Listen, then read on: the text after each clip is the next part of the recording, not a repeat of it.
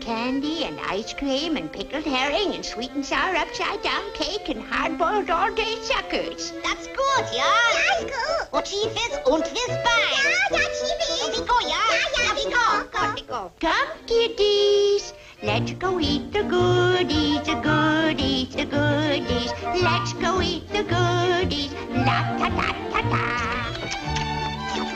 Ist gut, ja. Oh, ja, ist gut. Ja, ist gut. Und yummy. Oh, ja. Und yummy, ja. How do you do, sir? I am the truant officer, madam. And pray, what are your names, my poor children? My name is Gretel. And my name is Hans. Run for your dear little lives. She is a witch and means to eat you for her supper. Ach, Und Himmel! Your mother hides a vacuum cleaner.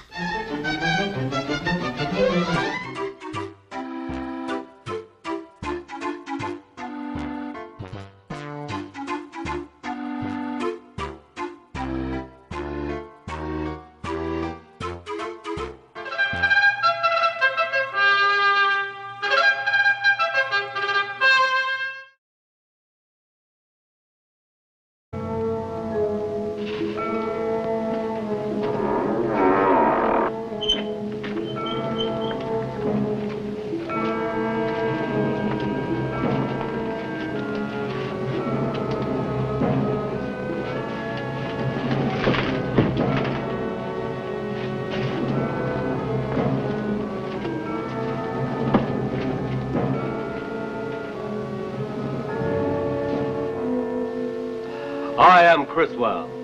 For years I have told the almost unbelievable, related the unreal, and showed it to be more than a fact. Now I tell a tale of the threshold people, so astounding that some of you may faint. This is a story of those in the twilight time, once human, now monsters, in a void between the living and the dead. Monsters to be pitied, monsters to be despised.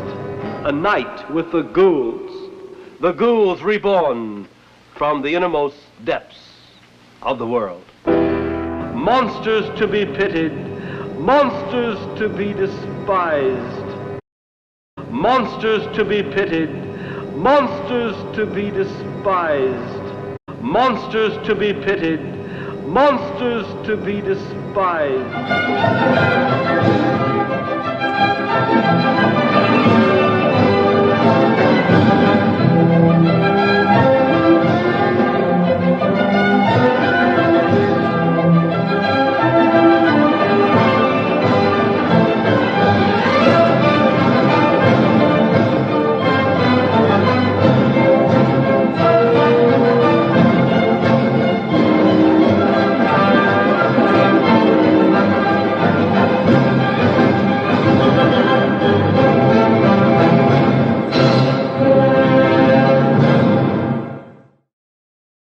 And welcome to Ward 13. I hope we can stay on the air. My guest today, you're my guest today, Matt Connarton. Hello. You're not on this side, so you're not. It's wonderful to be back, although that video you showed had some terrifying moments in it.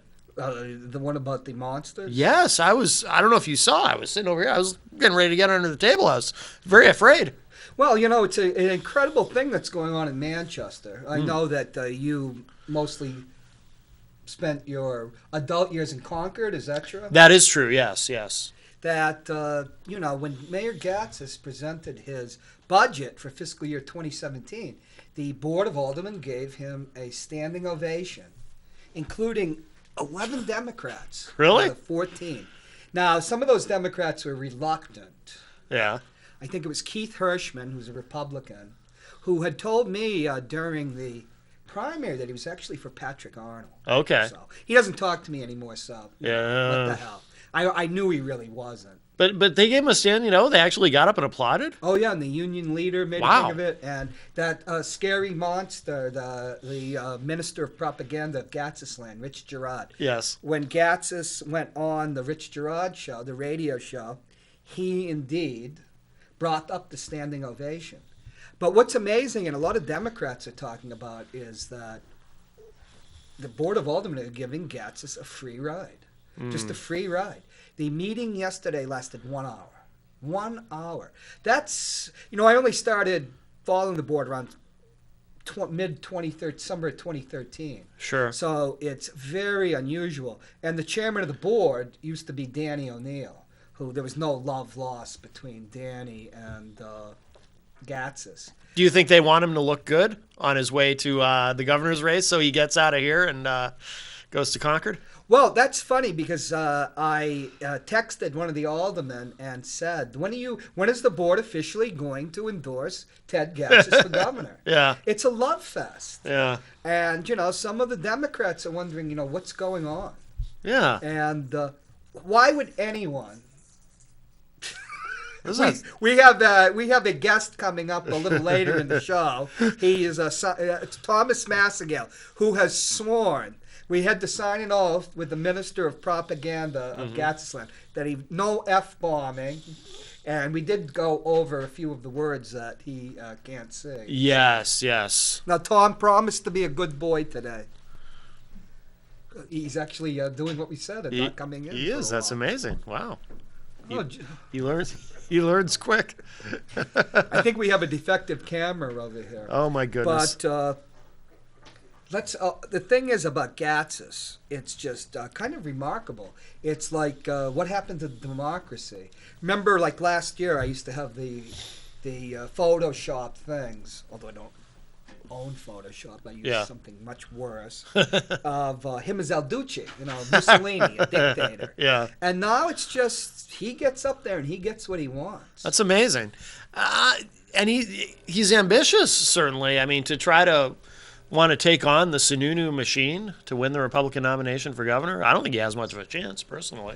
Well, there was on Carol Rubido's site, Manchester Inkling, they gave out there was a list of 46 of his campaign people, the finance committee. Yeah. And, you know, Dick Arnengast?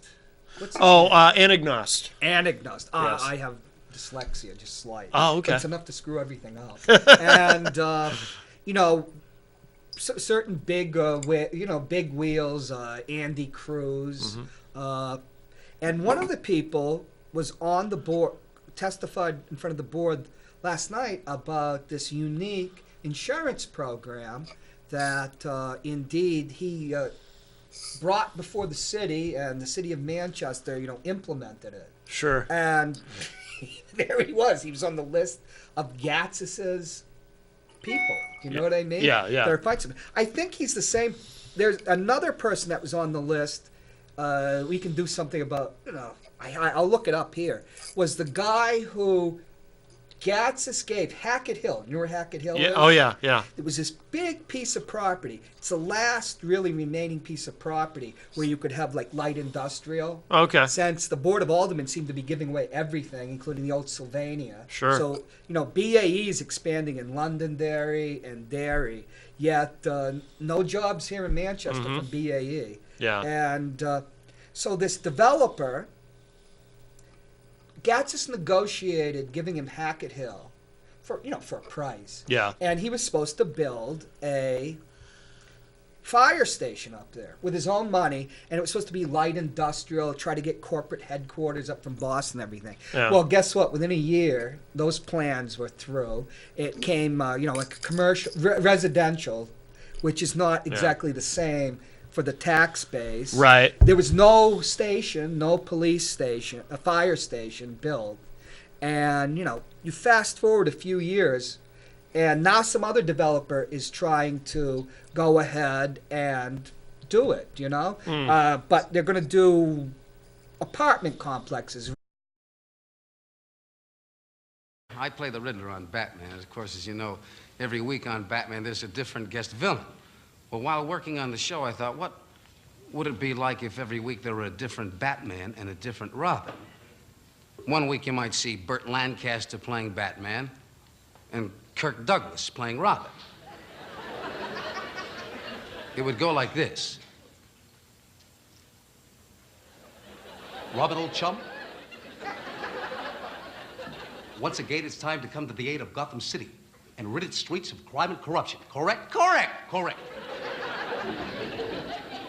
This time we have in our hands that slippery devil, Mr. Sweat. Mr. Sweat. Holy perspiration. That him again? Hey, gosh, Batman, I wonder what he's up to this time.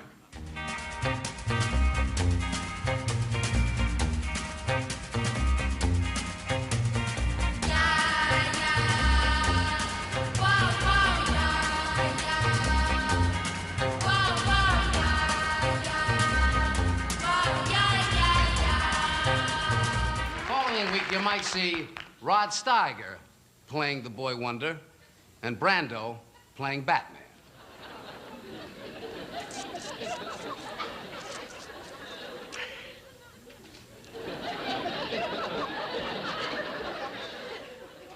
Batman.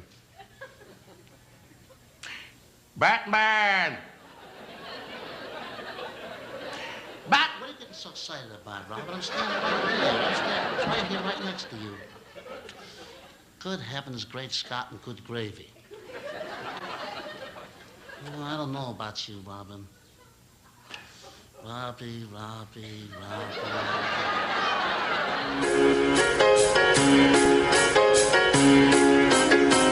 Oh, baby, come on. Let me take you where the action is. Oh, baby, come on. Let me take you where the action is. Oh, baby, come on. Let me take you where the action is. It's so neat to meet you, baby, where the action is.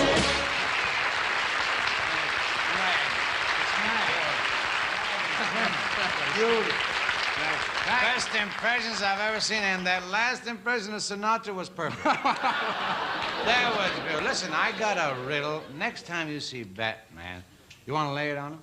All right. All right, now, what's got 1,000 feet and only one head? I don't know. What's got 1,000 feet and only one head? 500 guys sharing a can of beer.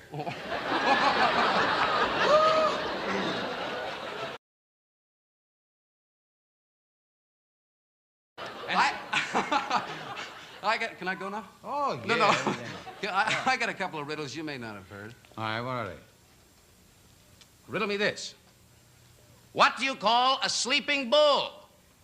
All right. What do you call a sleeping bull? Answer. A bulldozer. In every little town across the USA, there's a spot where the people can go every day. Just leave your problems and get away. Come on down and listen to the guitars play. Woo! Dance, dance, dance when you hear that beat. Well, my God, we're back on the air. Were we? It seems like we got interrupted there by the Ministry of Propaganda, I think. Well, I signed my pledge. Yes. Well, good morning, Lovey. Anything important? Just that letter from Mr. Graham. It can wait. Have your juice and coffee first.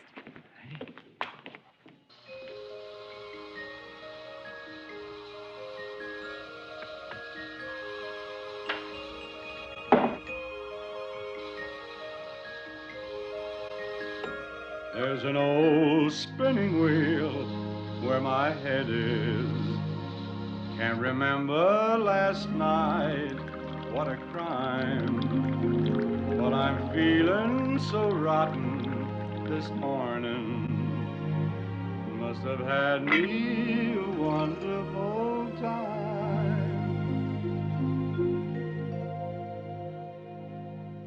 It's nothing like fresh orange juice. Here it is, folks, and we're going to be gentlemen today. No F-bombing, although I did F-bomb just a little while that back. doesn't count.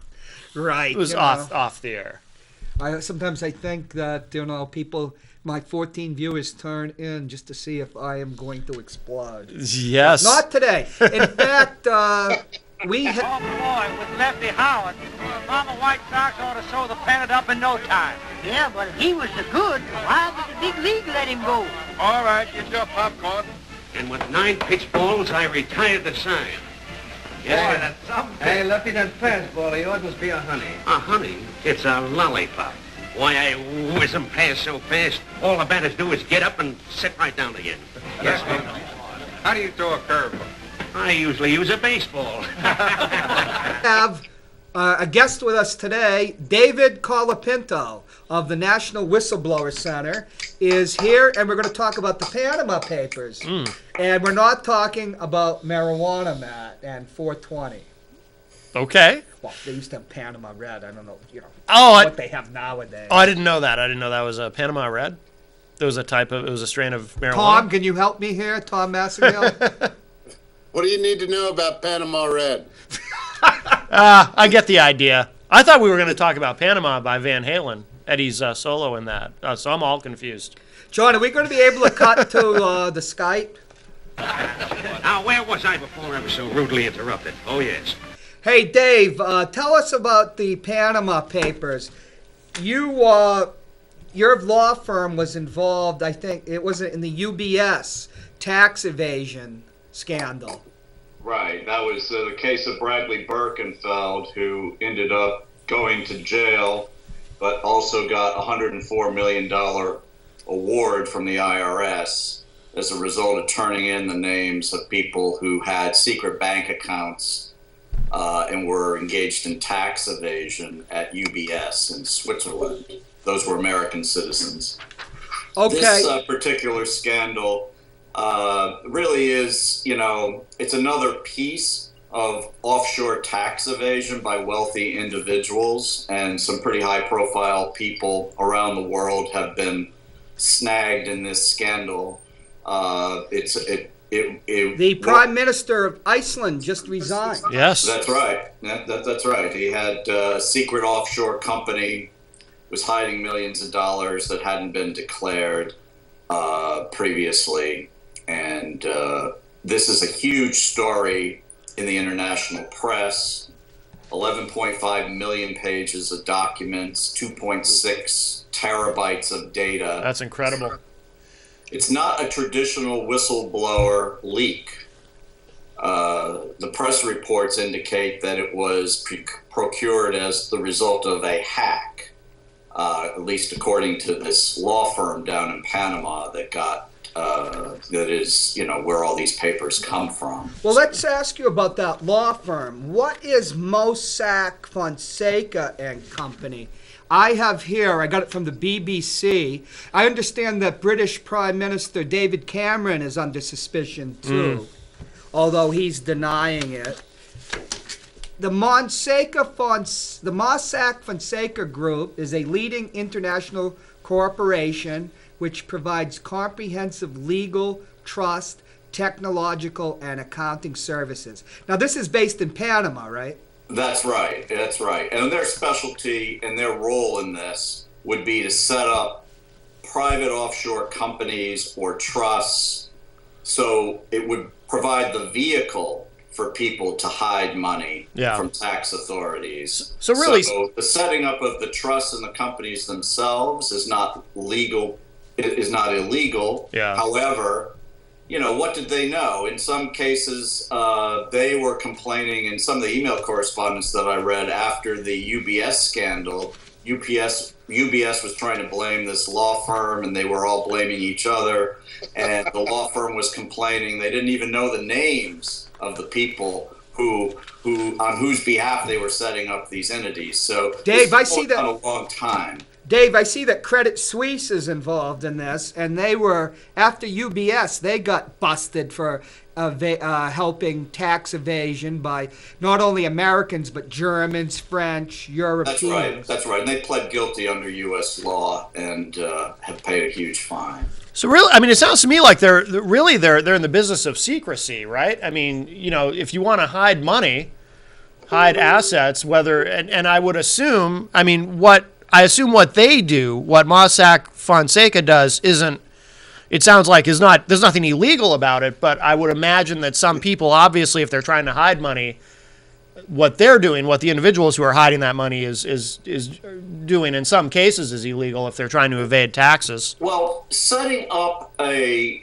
offshore company isn't illegal per se, but if you know that your client is using it for a purpose, for example, these people are being referred by banks that could no longer hide assets. Okay. In Switzerland. So after the UBS scandal and Credit Suisse scandal broke, these people had to go somewhere if they didn't want to turn themselves into U.S. and other countries' tax authorities. So this money had to go somewhere. There's illegal money out there that is always going to be out there. Yeah. And this is a place where it landed. And, there's a lot of different locations around the world where illegal offshore banking occurs. Dave, the Iceland, the now former Prime Minister of Iceland, organized a offshore company with I think over $11 million and put the shares in his wife's name, and he never declared it to the Parliament of Iceland. Of course, he's claiming he did no wrong. Right. Is that how high-scale tax evasion? April 15th's coming up. I'm sure the people I know are going to be cheating, we go and pretend that we go get receipts for giving goodwill and that. Right. Although goodwill, you actually do have to give them something. Yeah, true. And, that you probably overstate that. Is this how wealthy people cheat on their taxes? They're abetted by, what are these called, private banks? And what they do is they set up these offshore companies to hide assets and transfer assets. They're really shell companies because they don't do anything except store, secret money. And it's a good way to try to evade detection. If you're not going to declare money on your taxes and you claim that this money is an offshore entity, what's the reach of the U.S. government or the German government or the U.K. to get at this? To get at these companies if they're formed offshore? Well, tax treaties. Well, yes, but you have to know they exist. And if these funds are being funneled through banks in countries where they are receptive to hiding money, then those areas of the world are shrinking, but there still are places where it can be done. So after the Bradley Birkenfeld revelations, the United States was able to get a better tax treaty with Switzerland, but didn't the we'll call it illegal activity, move to Luxembourg and other countries? Yeah, that's right. It moved to other countries, and they're hiding assets in these strange instruments. What's a strange instrument? That sounds right up Ward 13's alley. We used to have the program Amsterdam, which claimed it was television at its worst. Yes. I'm going for that crown now. Well, some of these, you got to understand, some of these companies and trusts are so complicated, you wouldn't know who the owners are. Okay. Even if you were to subpoena the company. Okay. Isn't it true that when somebody goes, let's say, if somebody from, I don't know, IRS, Treasury Department of Justice, something, would go down and try to find this company, all they would basically find is like a bunch of post office boxes, and those are indeed like the companies. Yeah. Right. It's a paper shell company. Yeah. That was the Cayman Islands. And right, and that's what's happening here. And then they're finding a place. You can set up a shell company, but where are the assets of that company hidden? They could be in a bank account in Hong Kong or some other country around the world. With this, though, it's interesting. I haven't seen any American names, at least not yet. I mean, obviously, there's a lot to go through, but it seems like it's all international players in this so far.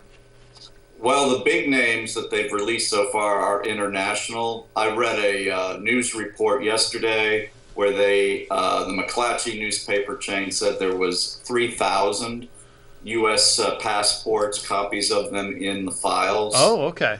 So, and they said a lot of those people were retirees, but there are some names are starting to leak out. There are some former tax evaders that have already been exposed in other scandals that are on the list, and we'll see. We'll just have to wait and see. Yeah. You know, Dave, look, pardon me, a BBC has the number of shell companies registered with Mossack Fonseca, the legal firm that helped the tax evaders. Because we assume everybody's doing this for the evasion of taxes. Come, kiddies, let's go eat the goodies, the goodies, the goodies. Let's go eat the goodies, la-ta-ta-ta-ta. It's good, yeah. Oh, yeah, it's good. Yeah, it's good. And it turns out Credit Suisse, through a Channel Islands subsidiary, had almost 900 shell companies that it was servicing through Mossack Fonseca. HSBC has about 1,500, with one in Monaco and one in Switzerland. Yeah.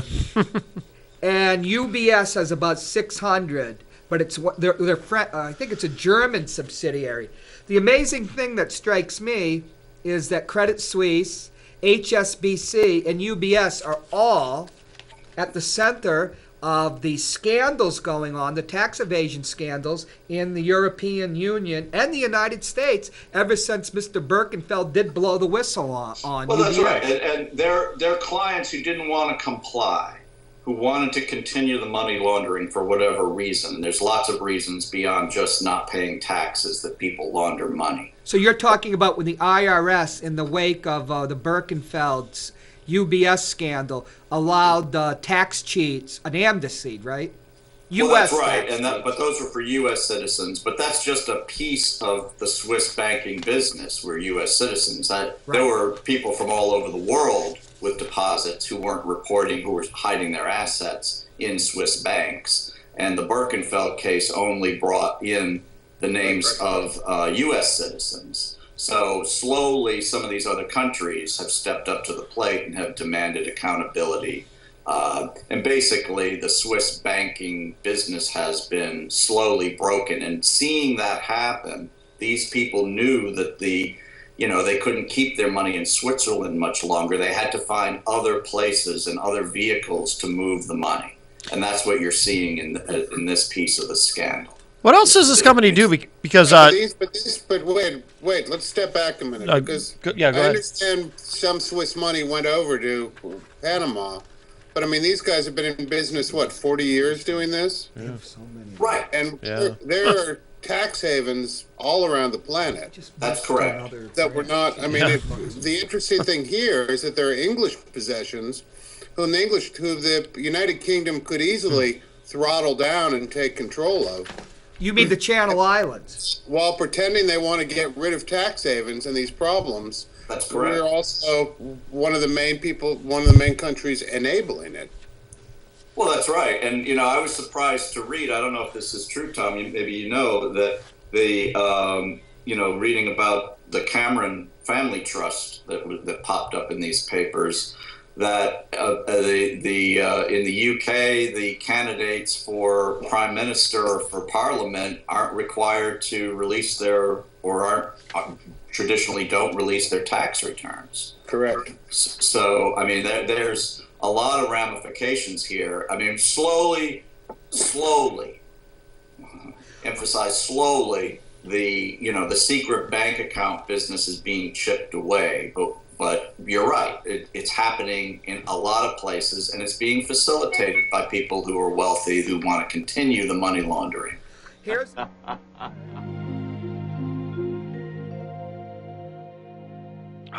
nothing like fresh orange juice. Here's a quotation from Prime Minister David Cameron, a Tory, a Conservative Party leader, who won an outright majority in the last election, responding to the criticism of Labour Party leader Jeremy Corbyn, the leader of the loyal opposition. It sounds a little like the Prime Minister of Iceland. In terms of my own financial affairs, I own no shares of this trust that his father created that is an offshore company. He said not only does he not have any shares, he also doesn't have any offshore assets. Right, because like the Prime Minister of Iceland, it's probably in his wife's name or somebody else. Well, we don't know. We know that his father did set up such a shell. It's that's to be fair to him, that's all we know at this point. But these things have a way of being revealed. So, right. You know, Dave, it's interesting. One of the people that Bradley Birkenfeld revealed was it Oleg Olenikov? Yeah. Who was a Russian, but American. He was born in the Soviet Union. Was he a developer, a real estate developer, who was a billionaire and evaded taxes? And he just got like a slap on the wrist for, hiding all these assets. And he'd been dodging taxes for like decades. And the IRS has been after him. Now they have something, and you can look it up in Wikipedia, the Olenikov defense. Ty Warner is a billionaire. He made his billions from Beanie Babies. They caught him, at least, hiding billions offshore. Wow. Even though he didn't have to, or it might not even have been billions. Yeah. He was just hiding this money offshore. And they gave him a wrist slap because he used the Olenikov defense. Okay. And I think he had to cough up between 50 or 80 million, but he had, a significant tax savings from hiding the money. The speculation was those Beanie Babies were manufactured in China, and they created a UBS, I think it was, helped them create an offshore corporation, and the money from the Beanie Babies went from China into that offshore account. So nobody really knows the amount of money Ty Warner actually is worth or he had. Right. Why is the IRS and the Department of Justice so lenient with these American tax cheats? Is it just a case, well, we'll get what we can? Well, yeah, they tended to protect the people and giving them light treatment. They're trying to, one way they justify it is saying we're trying to encourage people to voluntarily comply and repatriate the money on their own. So if you come in voluntarily, we won't, hit you very hard. But the people that you're talking about, they were not cooperative. These are people that, even people who have been caught red-handed and didn't voluntarily pay the tax are getting less, very, very little punishment, not jail time. And, the guy that exposed the whole scandal to begin with, Brad Birkenfeld, ended up, they threw the book at him and he spent time in jail. What did he do? Over 3 years, didn't he? He did about 3 years, yeah. Wow. 3 years. Or 30 months, something like that. Now, if you look in the French press, and my French is pretty bad, they call things like the l'affaire Birkenfeld, and there's like post-Birkenfeld, pre-Birkenfeld, and post-Birkenfeld. Now, France is being very aggressive going after its tax cheats, is it not? Yeah, it is. It is, and it's very much the rage right now in France. They have a full-scale investigation into UBS and other Swiss banks, and the secret bank accounts in Switzerland has been the source of a lot of bad money for years. The fact that it's being revealed is starting to break the back of it. But, there's a long way to go. And people need to, how much money is still being hidden out there? There's a lot of money laundering going on. Who are the people who launder money? Well, you don't really think about David Cameron laundering money, but I might be naive. Putin showing up wasn't such a surprise. And what else does this Mossack and Fonseca do? There's something here about they provide maritime services like registering yachts and vessels. And that sounds like a legitimate business too, doesn't it? Yeah, Panama is one of those countries like Liberia that you flag a ship. Yeah. For whatever reasons, lax. But Panama's always been that way. But what surprises me is that I remember in the 1990s, the United States and Canada were getting very successful in trying to get the Cayman Islands and the Bahamas to, for transparency, to obey the it was called the Bank of International Settlements, the BIS in Switzerland, which kind of sets rules about accounting, transparency. They came very close to using muscle to get compliance in what I could, the offshore industry, Cayman Islands, Bahamas. And then George W. Bush was elected president, and one of the first things he did on his actual first day was end that. Oh, really? But still, I never associated Panama with this offshore industry. Why Panama? Does it have something to do with Bush and the Obama administration? Why didn't the Bush and the Obama administrations seek a tax treaty with Panama? That I don't know the answer to. You're not a clairvoyant, not on the Panamanian financial system. I know that a lot of large banks from around the world are located there. There's a lot of Japanese banks there, for example. It has been a money laundering center for years. Well, we retook Panama. We conquered it because of the drug trade, and now suddenly it's as corrupt as it ever was. I mean, when you think about Panama, you're talking about virtually like a U.S. protectorate. Right. I might be not. I'm thinking. I haven't really thought about Panama in years. Well, you've got to also think of the influence of the drug cartels and other interests in the world. Money.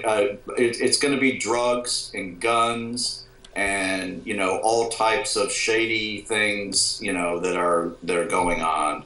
And maybe there are, U.S. interests involved there as well in terms of... you mean CIA? Yeah. Because UBS, one of its first scandals in the modern era, I think it predates the Holocaust assets, because the Swiss banks just held on to the assets of Holocaust victims, and even survivors, Just, you're not getting it until the U.S., I think... That was a whistleblower that blew the whistle on the Holocaust assets back in the 90s. That's right. But in the 80s, they were involved in accusations of money laundering for the cartels like out of Colombia and even the old mafia in Europe, like the French connection. Wait a minute. What? I mean, I think we're making a mistake going too much into talking about drug cartels when talking about this money laundering problem. I mean, yes, drug money is very significant. But in 2011, when the Panama Free Trade Agreement was signed with the United States, Sanders warned on the Congress floor Sanders that would lead to exactly this kind of scandal. You mean Bernie Sanders? But Tom, this predates... Wait, hear me out, though. Because I want to hear what you have to say, because I'm fairly ignorant about this. What he said was Panama is a world leader when it comes to allowing wealthy Americans and large corporations to evade U.S. taxes by stashing their cash in offshore tax havens. And the Panama Free Trade Agreement would make this bad situation much worse. Now, I don't, and John probably doesn't understand why that free trade agreement would make the situation much worse.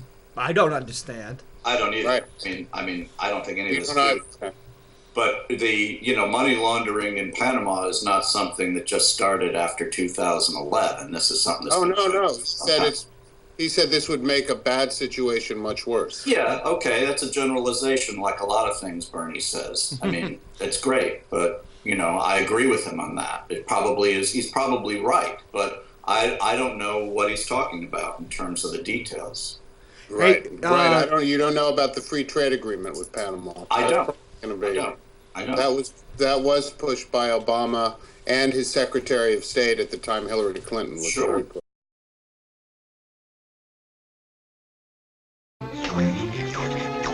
And pray, what are your names, my poor children? My name is Gretel, and my name is Hansel. Run for your dear little lives. She is a witch and means to eat you for her supper.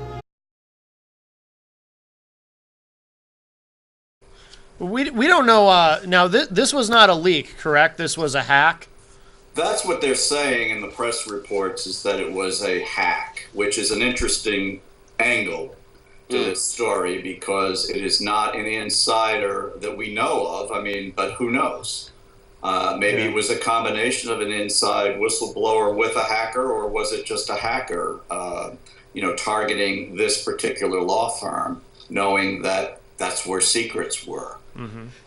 Now, there was a French whistleblower, or maybe Swiss, Hervé, I can't remember his name, and the Swiss went after him for all, he leaked a bunch of documents. I think Credit Suisse Right. And it was a tremendous trove. And I think he actually got remuneration from a German or a French newspaper. But the Swiss hit him with all sorts of laws, like violating intellectual property. There's all sorts of ways you can go after a whistleblower in Europe, isn't there, Dave? Or even the United States. Well, that's right. And they tried him in absentia. He didn't show up for his trial. They held the trial and they convicted him anyway. And so, that's... He can't go back to Switzerland. In Switzerland, it's illegal to blow the whistle on the banking industry. And they would they're committing crimes. And they would go after the documents as, like, property, would they not? Well, that's right. It's an illegal act to make any disclosure. And... he clearly made a disclosure, but the amount of documents you're talking about in the Credit Suisse case pales in comparison to what we're talking about here in terms of it wasn't anywhere close to a terabyte of data. Terabyte? Herv Valciani. You think after watching these... That's his name. Yeah, Valciani. Yeah. That's this is the largest leak or document dump in history, right? That's what they're saying. Absolutely. Yeah. Now, it's remarkable. And nobody knows who's behind it. Nobody yet has been revealed. And that's going to be an interesting thing. What's going to happen if the identity of a hacker ring is revealed? Will they go after those people? My God, look at The Guardian, which is one of the great newspapers. Although, I'm always harassing Gabriel Goodliffe and Tom when they mention The Guardian. And once again, the World Soccer Organization, what's it called? The football? FIFA is involved in this. This is an organization that's famous for bribing, half the world. Well, we don't know exactly. It may have very well been the leaders of FIFA who are now on their way out of office for other scandals. That's right. I think you're right, Tom. My God, they have it. Stanley Kubrick is part of this. The great film director. Wow. Now, Dave, I'm also curious. I don't know if you read Glenn Greenwald. Occasionally I do. But his take on this was that what was really going to be interesting is not the dump of what's happened that's illegal, but the shock of what has actually been legalized in terms of tax avoidance globally. That's an excellent point. Yeah, it is excellent. It's a good point. And it's, why are they getting such advantages? That's a valid question. Right. What can we do to stop? Can you stop tax evasion by rich people, well-connected people? But not as long as they're writing the laws, you can't. Right. Yeah, good point. And also, I think what's interesting about this leak is, it's shining a big, bright light in areas where they don't want it to be shined. So, I don't know. I mean, you've got to, if you shine the light on Panama, on this law firm, are they going to find another place? My God, look at all the people. There are loads of places. I mean, yeah, exactly. So, you can contain it here, but it's going to pop up somewhere else. Right. Oh, there are already big banks ready to take your money. Yeah, that's true. I'm sure they are. Hey, Dave, how are the Washington Nationals doing? They're 1-0. We're 5 minutes early on that. I have a question for Dave. Dave will know something about this. Obama got a lot of credit for being the one to push the Swiss hard to get the information out of them. But at least, as a member of the general public, I'm not seeing a general effort That's not to what back down. They weren't pushed hard. Who wasn't pushed hard? I was looking at this trove of information. The Swiss were pushed hard by Obama to reveal that. I mean, it was a long-standing... when Brad Birkenfeld came forward to blow the lid on UBS, the U.S. government had, they couldn't make a case. There had been nobody who had come forward. They needed an insider to come forward. And that's what broke the backs of the Swiss. And in fact, the deals that were made by the Obama administration were actually quite lenient on the Swiss, considering what was going on. They didn't require all of the names to be given over, for example. Why is it that they gave them sort of a sweetheart deal, which a lot of people complained about at the time it happened? I mean, I think you're absolutely right. And at the same time, there was a different narrative that was spun in the media. Because it was came from the White House. Well, the narrative was it's the first time we're getting our foot in the door into the Swiss banks, so it was justified on that basis. But in hindsight, it is it was weak. It was, why are you only requiring 4,000 names when there were thousands more? Tom, I was just reading. It's very light reading, but it interests me. Ian Fleming, the actual James Bond novels, because Ian Fleming actually was a commander. 05, just beneath a captain in the Navy Reserve, and was an MI6 which they call the British Secret Service. He was an MI6 agent, and once you're an MI6, it's like CIA. You always are. Yeah. It's always interesting to read his stuff because of the tidbits of knowledge about spycraft. Because he always has, what's going on, like in 56. I just read From Russia with Love. And one of the things they're talking about, I think it was Blofeld, who they resurrected for this disappointing new James Bond movie. Yeah. Talking about how the Swiss, because Blofeld in, on Her Majesty's Secret Service, is in Switzerland after some caper he did, and Bond has to go there. And they talk about how the Swiss will do nothing to help the British, to help the United States, that they'll actually protect even known criminals because they don't want anything to interfere with the Swiss franc, any ripple. And the Swiss, Holocaust assets is just one of the many things that the Swiss have dealt with. They've laundered money for years. Yeah. And so whatever happened, the Birkenfeld case, that was unprecedented, was it not, Dave? Oh, absolutely. I mean, it's like to back the Swiss banking secrecy was the gold that's standard. How their economy operated. Right. They don't really have much.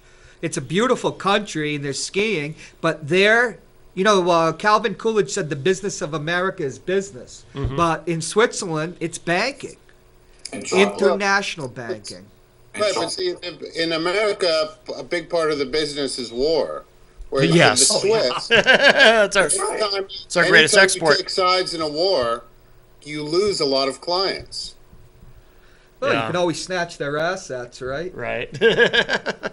Difficult for a little country like Switzerland to have far-reaching effects with snatching of assets. It's good, ja. Oh, ja, it's good. Ja, it's good. Und yummy. Oh, ja, und yummy, ja. But when you stay neutral, everybody trusts you and everybody does business with you. Well, they were a middleman with what's a criminal to you or I is a client to UBS. Und Himmel. Your mother rides a vacuum cleaner. Well, in Switzerland, tax evasion is not a crime, is it, Dave? It's all about bank secrecy. Yeah.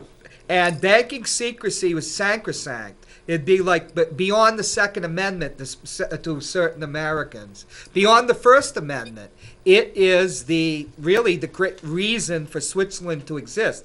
Remember, Switzerland is a federation of cantons. It's a federal system. It's the canton, what is it, Helvetia? It's the Helvetian Republic. There really isn't a Switzerland so much as it's these individual cantons, and they're very fierce about protecting their own business inside the cantons. We're talking about the big international banks, but they're also what they're called canton banks, like state banks. And they're quite corrupt themselves. They just don't have the reach. And I think UBS and Credit Suisse and HSBC which is a British banking company. It's the old Hong Kong what was it? HSB, Hong Kong, China. Shanghai Banking Corporation. But it has a major operation in Switzerland. Oh, really? But they would use the Cantonese would sound like China. Yeah. Canton banks, regional banks, to help in their subterfuges. So Yeah.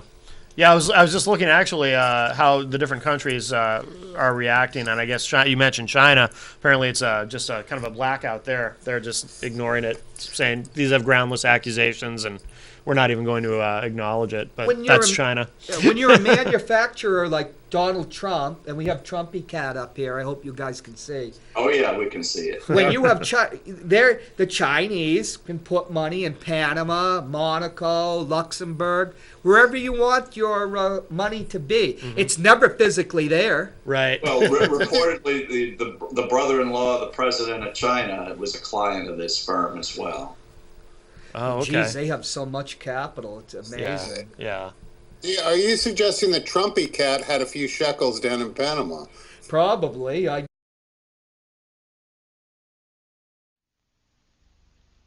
Home.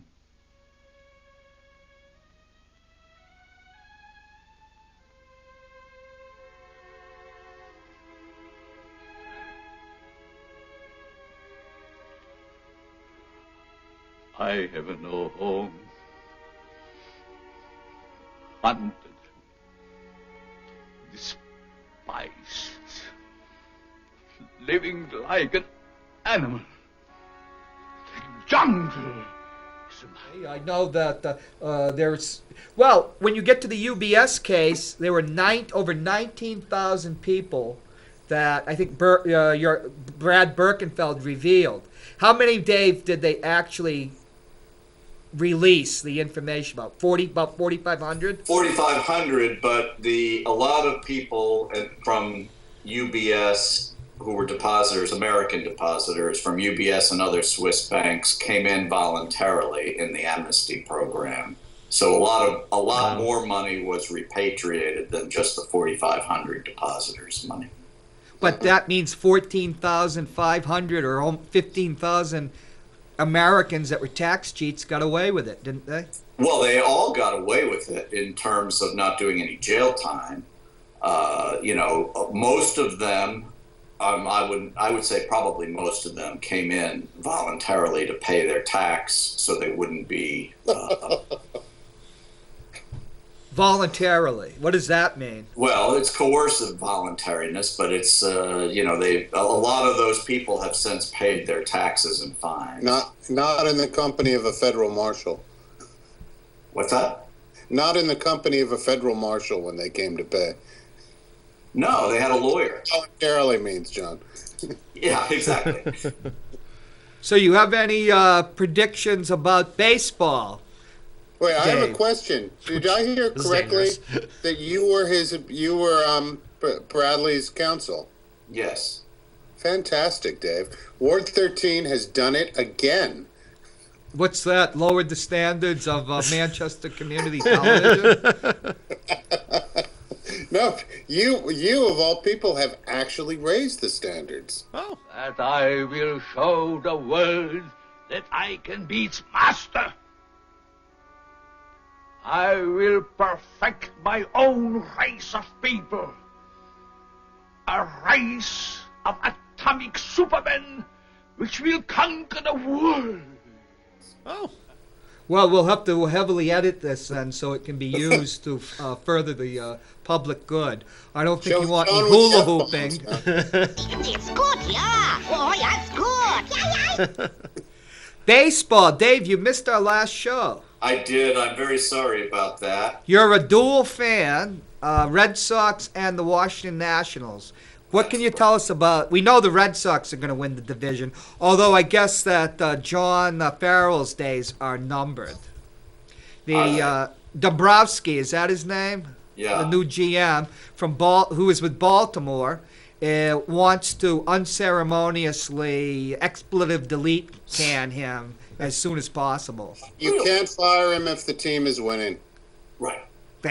That's true. Did Steinbrenner ever fire somebody with a winning Yankees team? Oh, I'm sure he did, yeah. Weren't they winning when Billy got into that fight? I'm having trouble with my curves. Why don't you go on a diet? Hey, who is this pest? That's Dean. Dean? Dean? The only Dean I ever heard of was Gunga. Don't tell me that's Gunga Dean. Don't tell me that's Gunga Dean. That's Jerome Dean, and that's his brother Paul. Clouds so swift, the rain falling in. Gonna say a movie called Gunga Din. Pack up your money, pull up your tents, McGuinn. You ain't going nowhere. Well, that's right, they were winning. Yeah. Jeez, would they replace Dallas Green or somebody? Dave, how the Nats gonna do? I think they're going to do very well. Playoffs? The pressure's off this year. No one's talking about World Series or bust. Everybody's talking about the Mets. And meanwhile, they've recovered from some of their injuries. They've got Bryce Harper. We'll see how Steven Strasburg does today. Max Scherzer looked good the other day. They've rebuilt their bullpen. How's the managing? Well, they got Dusty Baker, who actually has been, don't laugh, he has been a breath of fresh air in Washington after the Matt Williams disaster. For sure. He's a player's manager. The team is very loose. So I like what I'm seeing so far. They had a great record in spring training. That doesn't mean much, but it certainly means something with this team to give them a boost of confidence. I agree. I really have no idea. Matt, you don't even know how many innings there are in baseball. Yeah, it's like 11, aren't there? I think the federal marshals are starting to come for us. But Uh-oh. Do you have anybody on your show today? No, I was going to invite you to stick around if you'd like, but... Well, the meter maid might get me, so maybe a half hour. Invites you to stick around. Why don't you go in and run for Dean? Wait a minute. Listen, boss, I've been in the big leagues 14 years, and I never appeared in a World Series. Please give me a chance so I can tell my grandchildren. Hey, what about the Yankees? They're a bunch of losers, Tom. Right, but in 2 years, we're going to have Bryce Harper, so it'll work out okay. At what, $35 million a year? No, he wants $400 million. Yeah. For how many years? 10? Who knows? Whatever he wants, It's nice work if you can get it. He's Bryce Harper. Tiger Tamer is the first man up. I will now turn you back to Davy Jones, who will continue his play-by-play eyewitness description of this World Series. Take it away! Take it away! Dean is up, folks, and here comes the first pitch. I think the Nats were actually seriously talking about paying him $40 million a year in the offseason. Right. How much a year?